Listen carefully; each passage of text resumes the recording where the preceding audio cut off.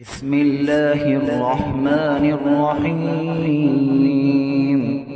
الرحمن علم القرآن، خلق الإنسان علمه البيان.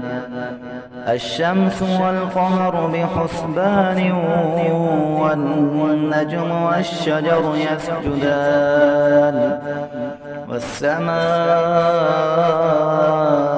رفعها ووضع الميزان، ألا تطغوا في الميزان.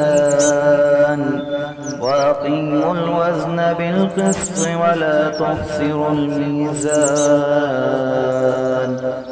والأرض وضعها للأنام، فيها فاكهة والنخل ذات الأكمام، والحب